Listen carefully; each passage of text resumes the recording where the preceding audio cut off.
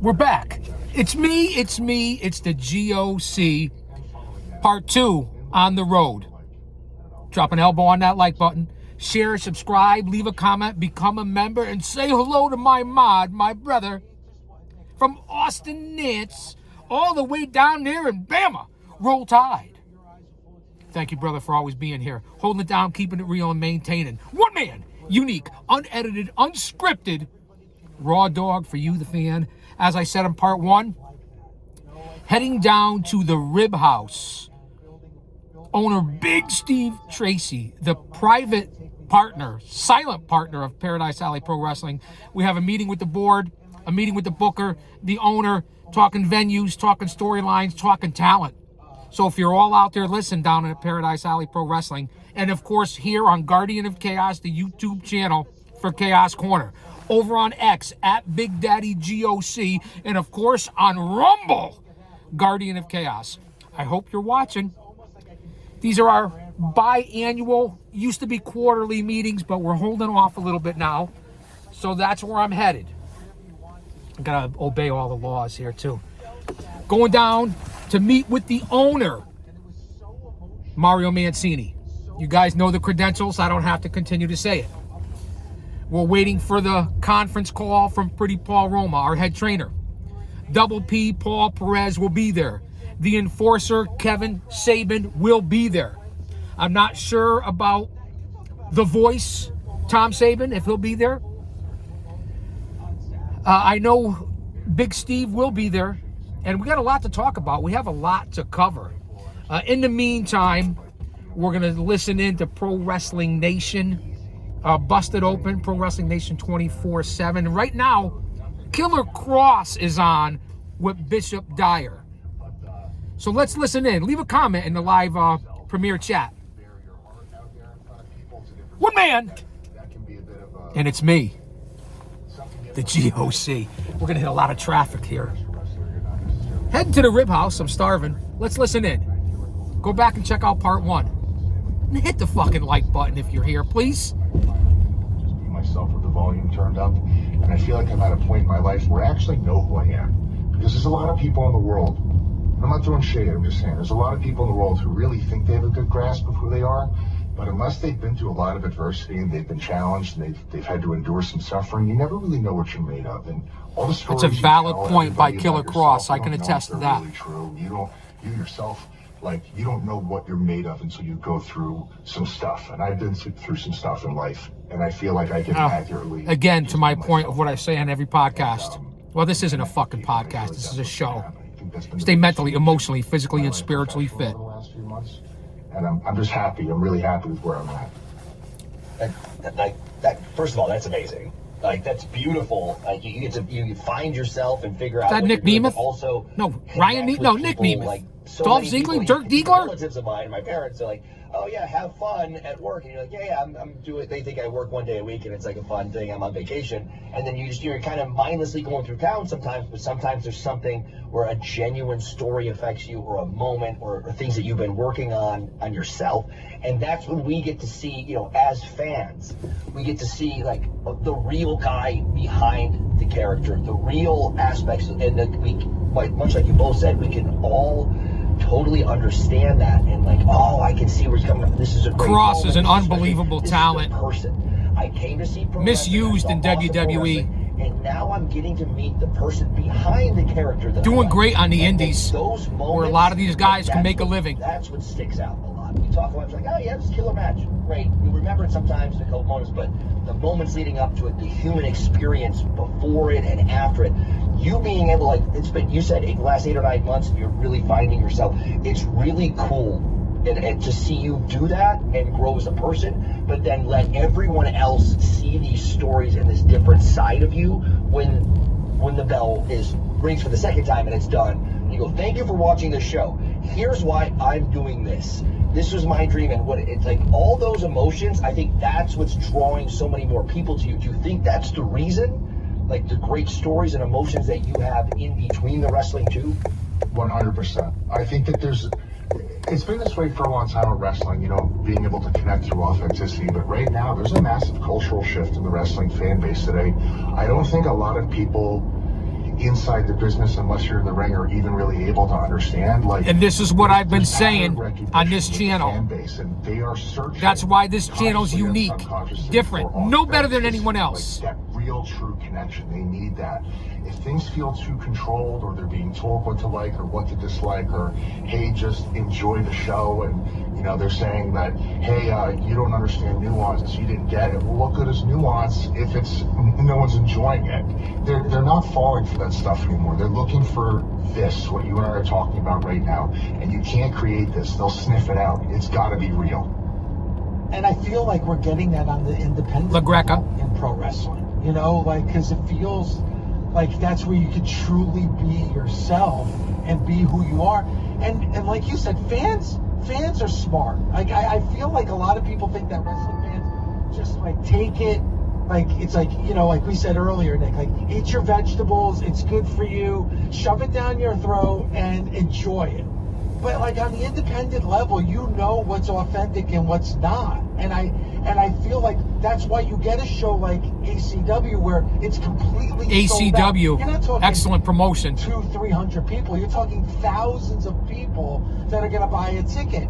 See, that's what LaGreca's talking about. And when I talk about independent pro wrestling, whether it be House of Glory, Beyond Wrestling, Paradise Alley Pro Wrestling, ACW, Blood, Sweat, and Tears, Test of Strength, New World Wrestling Extreme, Chaotic, Limitless. I mean, it goes on and on and on about the independent scene. I said it in the first part. Every town, county, state, all over this country and the world, independent wrestling right now is just unbelievable. Support independent pro wrestling. It's the backbone of this fucking industry, and you can afford to take a family of 4, get merch, snacks, meet the stars that are gonna be in the big time. Cross is right. Holiday's doing the same thing right now, Richard Holiday. And you can hear my phone lighting up. That's Mancini, Roma, Perez, Saban, Big Steve. Where are you, Chaos? Where are you, Big Daddy? I'm coming, man. I'm on my way.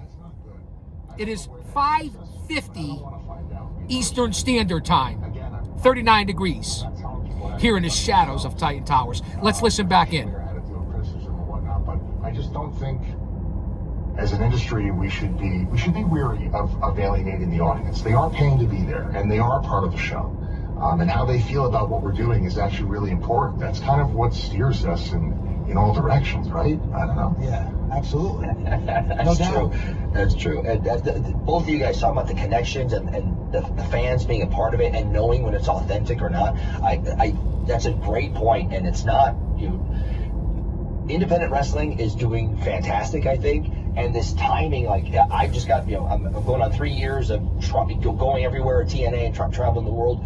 What have you noticed differently in the last 8-9 months? Not just working on yourself and talking independent pro wrestling here from stars that have been in the major leagues. Or your work or the fans that's changed. You're missing the boat if you don't go to the indie shows. I'm just letting you know. So I've had the privilege of being able to do a lot of conventions and Comic-Cons and meet and greets. Whereas, when you're in a major company, big business, those are limited. Big and business. If you do get a chance to do them, man, they rip people through those lines. There's no time for them to talk to you, right? They put you in there for 60 minutes and they get them in as quickly as possible and you out as fast as possible. I don't rush anybody through my lines when they come to meet me. I have long conversations with them, and Regal actually brought this to my attention a couple of years ago, and I never forgot. When people come up to Regal, he's going to hate that I'm saying this because now they're going to bombard him.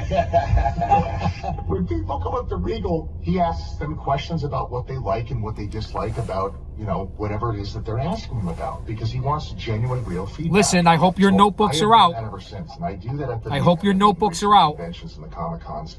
And so the feedback that I've been getting is like virtually what we're talking about. People are looking for authentic connection. People are looking for something that doesn't feel like they're being shoved down their throats. And I understand wrestling as a whole, sometimes that's a giant experiment, right? What lands, what doesn't. But really all you have to do is listen to people. And perhaps people are not all aligned in one direction as to what they want. But let's figure it out. We're professionals and we love this. It can't be that hard.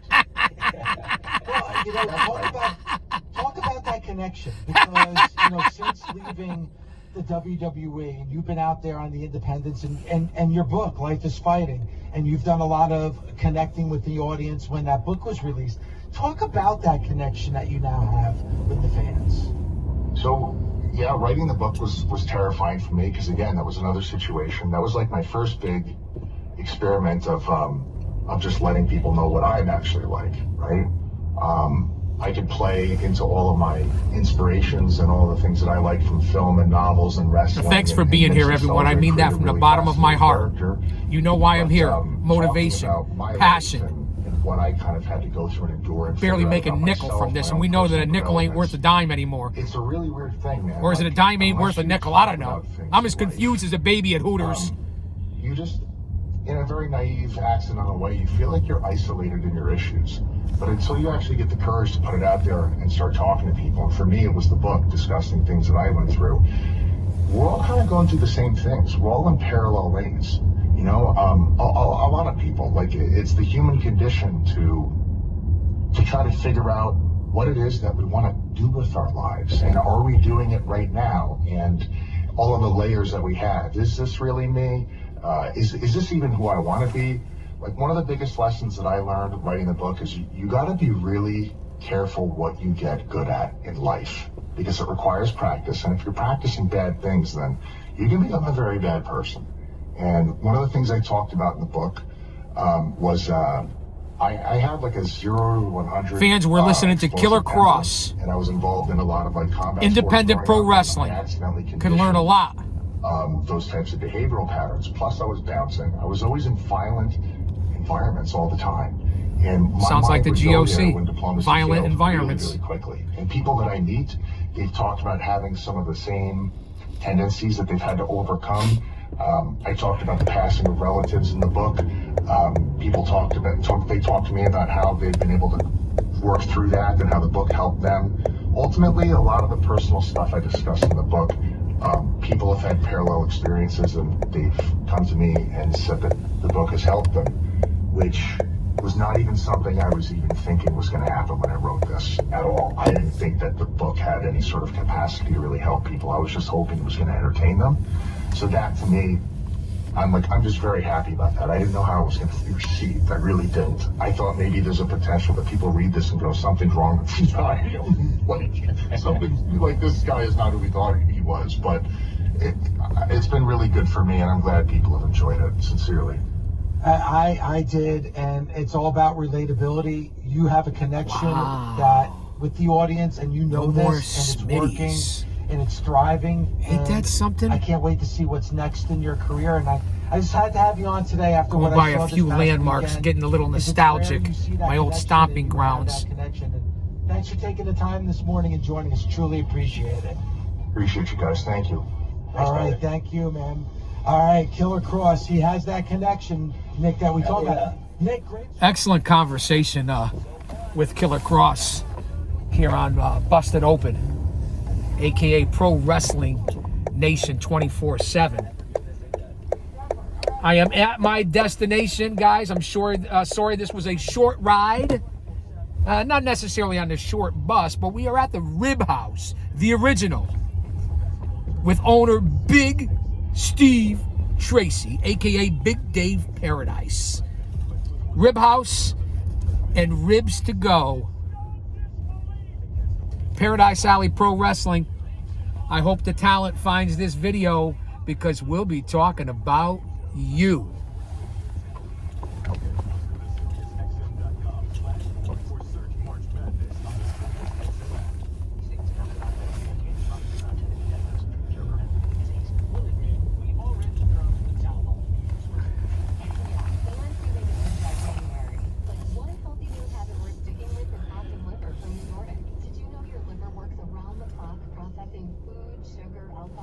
I know you guys can't see my face, and that you really want to.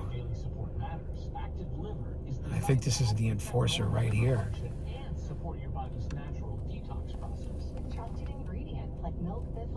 There he is.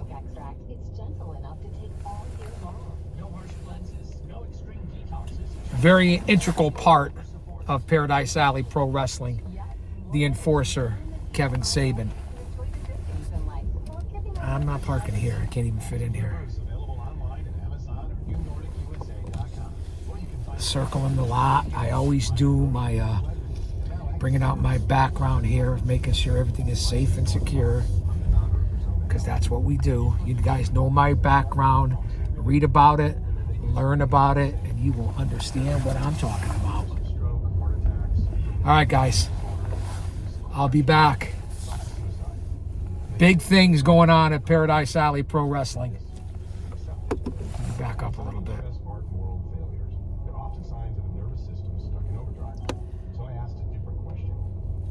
I want to be within the lines. I might back right into the rib house itself. All right, guys. Austin, are you still here? I'll say that to say this, because I tell it like it is. Don't you dare miss it.